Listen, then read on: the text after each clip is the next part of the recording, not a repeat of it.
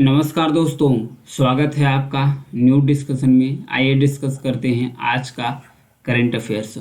Belt and road initiative है, इसके 10 साल पूरे हो गए हैं। ये चाइना का इनिशिएटिव है। चीन के राष्ट्रपति शी जिनपिंग के द्वारा इसकी 10वीं वर्षगांठ मनाई जा रही है। किसके द्वारा? चाइना के राष्ट्रपति के द्वारा। इसे चाइना द्वारा 2013 में शुरू किया गया था। इसे चाइना द्वारा 2013 में शुरू किया गया था। इसका लक्ष्य यही है कि जो वैश्विक बुनियादी ढांचा है उसको विकसित करना, उसी की एक रणनीति है। इसमें रोड के माध्यम से, रेलवे ट्रैक के माध्यम से, बंदरगाह के माध्यम से और समुद्री रास्ते के माध्यम से रोडों का एक जाल बिछाना है। रोडों का एक जाल बिछाना है ताकि जो व्यापार है उसे और भी आसान करना और चाइना की जो पहुंच है वो भी और आसानी से हो सके वैश्विक लेवल पर। ये चाइना से स्टार्ट है और पूरी यूरोप को कनेक्ट करते हुए यहाँ पर देखिए स्वेज कैनाल, मेडिटेरियन सी यानी भूमध्य सागर से होते हुए और फिर स्वेज कैनाल रेड सी से होते हुए फिर यहाँ पर देखिए यहाँ पर केन्या में आई है, केन्या से होते हुए फिर कोलंबो श्रीलंका, श्रीलंका से होते हुए जकार्ता से लेकर फिर से यहाँ पर मिली है। यहाँ पर फुजाऊ शहर है चाइना का, वहाँ पर यहाँ मिल जाती है। इसका लक्ष्य यही है।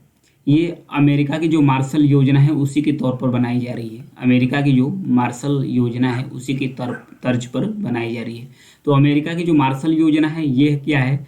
जो अमेरिका की मार्शल योजना है इसमें जो इंडस्ट्रियल कंट्री है यानी कि यूरोप के जैसे यूनाइटेड किंगडम हो गया, फ्रांस हो गया, जर्मनी हो गया, इन सब सारे देशों को अमेरिका के द्वारा पैसा दिया गया, बहुत सारा पैसा दिया गया। पैसा इसलिए दिया गया कि ये लोग और भी अपने इंडस्ट्री को विकसित कर सके। जैसे ये लोगों की इंडस्ट्री विकसित होगी और भी व्यापार को बढ़ावा दिया जा सकता है। तो ये जो मार्शल योजना अमेरिका की थी इसके तौर पर पैसा दे रहा था इंडस्ट्री को डेवलप करने के लिए। इसी के तर्ज पर चाइना जो है belt and road initiative start किया गया है कि इसके माध्यम से अन्य देशों में रोडों का जाल बिछाना, नेटवर्क, बुनियादी ढांचा डेवलप करना ताकि जो व्यापार है उसे और भी बढ़ावा देना। इसके बारे में जानते हैं ओबोर्स, जिसे कहते हैं one belt one road, one belt one road initiative के नाम से इसे जाना जाता है। चीन के लिए वैश्विक शक्ति बनने के लिए यह चाइना जो belt and road initiative start किया गया है, चाइना सोच रहा है कि इसके माध्यम से चाइना वैश्विक शक्ति बनना चाह रहा है और चाइना जो वैश्विक अर्थव्यवस्था है उसको एक नया आकार देना चाहता है।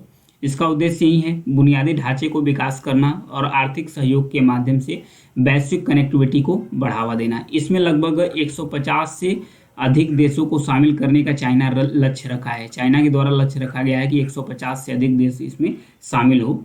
इसमें बंदरगाह, रेलवे, सड़क, रोड, इन सब बिजली स्टेशन, इन सब सारे चीज़ों को डेवलप किया जाएगा। चाइना जब 2049 में अपना पीपल रिपब्लिक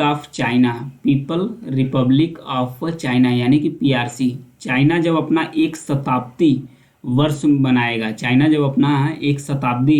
मनाएगा, 2049 तक, इसका टारगेट रखा गया है कि जो one belt one road initiative है चाइना का ये पूरा हो जाए। इसमें सिल्क रोड इकोनॉमिक बेल्ट और समुद्री सिल्क रोड भी शामिल है। यहाँ पर देखिए सिल्क रोड जिससे रोड के माध्यम से कनेक्टिविटी को बढ़ावा देना, प्लस उसके बाद समुद्री मार्ग के माध्यम से कनेक्टिविटी को बढ़ावा देना। तो ये था चाइना का belt and road initiative. Question तो सबसे पहले यही बन जाएगा, जो बेल्ट एंड रोड इनिशिएटिव है किसकी पहल है? तो ये चाइना की पहल है।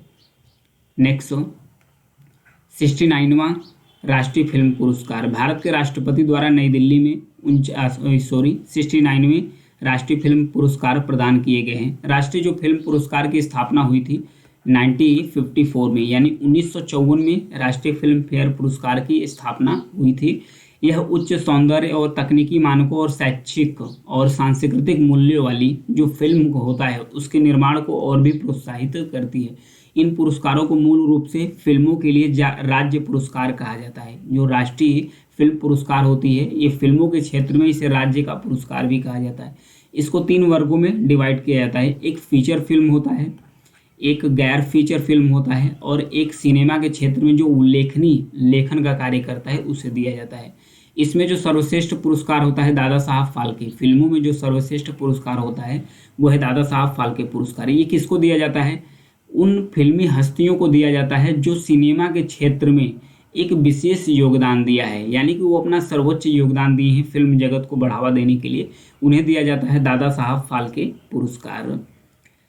तो दूसरा है इसमें सिल्वर लोटस अवार्ड, ये किसको दिया जाता है? राष्ट्रीय एकता पर जो सर्वश्रेष्ठ फीचर फिल्म होती है उसे दिया जाता है सिल्वर लोटस अवार्ड। और उसके बाद एक तीसरी कैटेगरी का जो फिल्म फेयर अवार्ड होता है, यानी संपूर्ण मनोरंजन प्रदान करने वाली जो मूवियाँ होती है उसको प्रदान किया जाता है। और फिल्म के बारे में अगर बात करें थोड़ा, तो समाज को प्रतिबिंबित करने में सिनेमा की विशेष योगदान होता है। जैसे कि कोई भी व्यक्ति हो गया या समुदाय हो गया, उसके द्वारा सामना किए गया संघर्ष हो गया या उसके द्वारा जीत हो गई, उपलब्धि हो गई, चुनौती होंगी, इन सब सारे चीज़ों को फिल्म के माध्यम से चित्रित किया जाता है। यानी कहा जा सकता है कि जो फिल्म यानी सिनेमा होता है वो समाज का दर्पण होता है। समाज में जो भी एक्टिविटीज़ या गतिविधि या कोई भी घटना घटती है तो उसको एक चलचित्र के माध्यम से दर्शाया जाता है सिनेमा में, ताकि जो आम लोग हैं उसमें जागरूकता आ सके।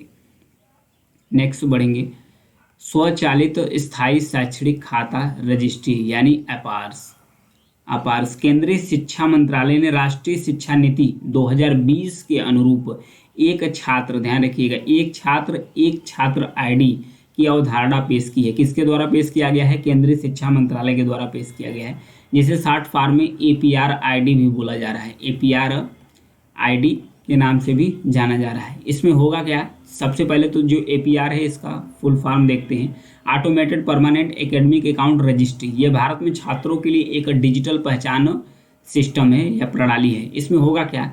जैसे कि छात्रों को एक कार्ड दिया जाएगा, जैसे कि आधार कार्ड होता है, जैसे आधार कार्ड होता है उसी के तर्ज पर एक कार्ड बनाया जाएगा।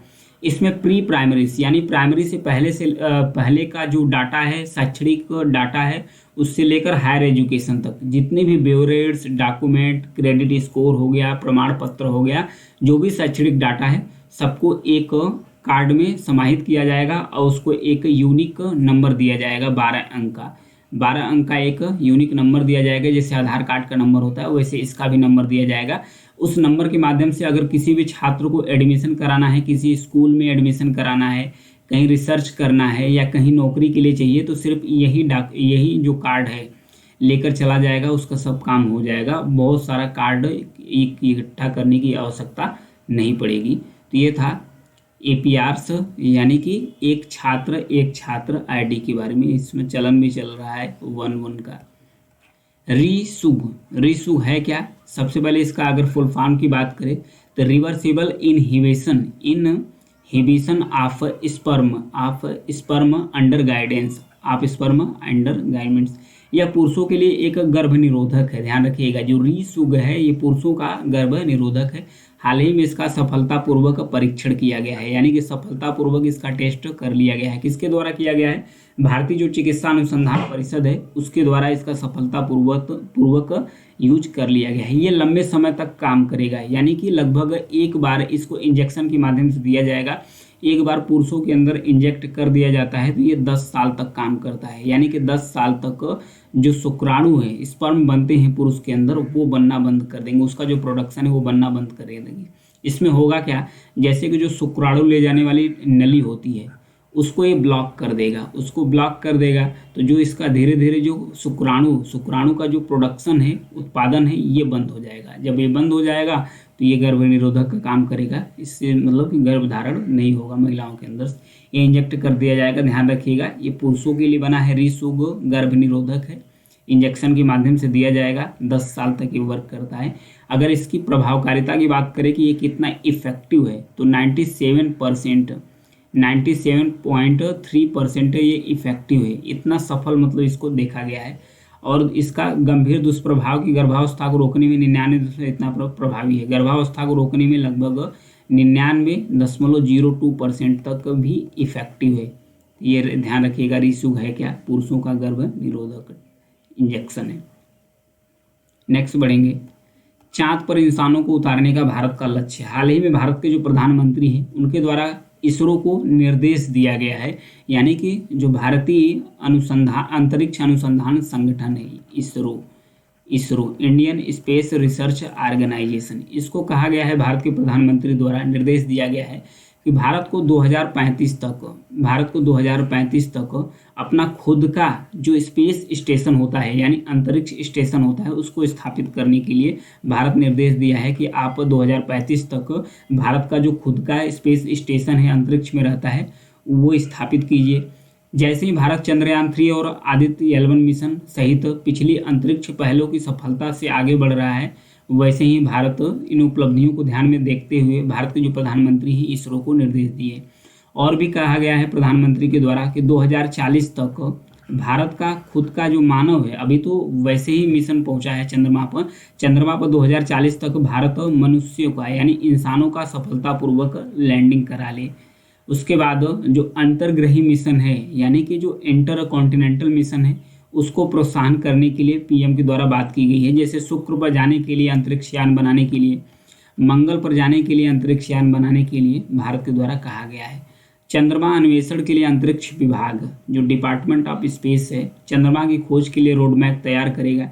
इसमें चंद्रयान मिशन, नए लॉन्च वाहन विकास, लॉन्च पैड निर्माण और मानव केंद्रित प्रयोगशालाओं की एक श्रृंखला भी शामिल है। ये सब सारी चीज़ों को आसानी से डेवलप किया जाएगा। तो ध्यान रखिएगा 2035 तक भारत का खुद का एक स्पेस स्टेशन होगा और 2040 तक भारत मानव को भेजेगा कहाँ पर, चाँद पर। तो ये लक्ष्य याद रखिएगा। नेक्स्ट, भारत और श्रीलंका नौका सेवा शुरू की गई है। कहाँ से कहाँ तक? जो भारत का एक नागापट्टिनम है, कहाँ पर है? ये है तमिलनाडु के अंदर। फिर उसके बाद कांके संथुरई है, ये श्रीलंका के अंतर्गत है। दोनों को कनेक्ट करेगा। 110 किलोमीटर की रेंज है, यहाँ पर फिगर में देख लीजिए। ये है नागापट्टिनम से यहाँ पर है कांके संथुरई है, ये श्रीलंका के अंतर्गत है। दोनों के बीच का जो डिस्टेंस है 110 किलोमीटर है। कितना है? 110 किलोमीटर है। ये नौका सेवा जो शुरू की गई है इससे दोनों देशों के बीच में जो पर्यटक है इसको बढ़ावा मिलेगा और दोनों देशों के बीच में जो व्यापार है ये भी बढ़ावा मिलेगा। जो सांस्कृतिक आदान प्रदान है वो तो होगा ही, जो सांस्कृतिक आदान प्रदान है वो तो होगा ही। और भी इससे संबंधित कुछ फैक्ट देख लेते हैं। इसका शुभारंभ किया गया है, 110 किलोमीटर दूरी है दोनों के बीच में। इसका नाम दिया गया है चेरिया पानी नामक यह सेवा 1900 के दशक में शुरू, ये 1900 के दशक से ही शुरू थी, चली आ रही थी। समुद्री संबंधों को फिर से जागृत करने के लिए इसे पुनर्जीवित किया गया है। सबसे पहले इंडो सिलोन एक्सप्रेस था जो दोनों देशों को जोड़ता था। अब फिर या तो बोट मेल चेन्नई था जो चेन्नई को कोलंबो से जोड़ता था। 1982 में जब जो श्रीलंका के अंदर गृह युद्ध हो गया था उसके कारण ये सेवाएं रुक गई थी, लेकिन अभी इसे फिर से पुनर्जीवित कर दिया गया है। तो ध्यान रखिएगा तमिलनाडु का नागपट्टिनम है भारत में, और फिर यहाँ पर है कांके संथरुई है, कहाँ? जो श्रीलंका के बीच है। दोनों के बीच जो डिस्टेंस है 110 किलोमीटर है। तो आज के लिए इतना ही है। अगर मेरी न्यूज़ या जानकारी आपको पसंद आती है तो चैनल को सब्सक्राइब कीजिएगा, लाइक और शेयर करते रहिए। Thank you.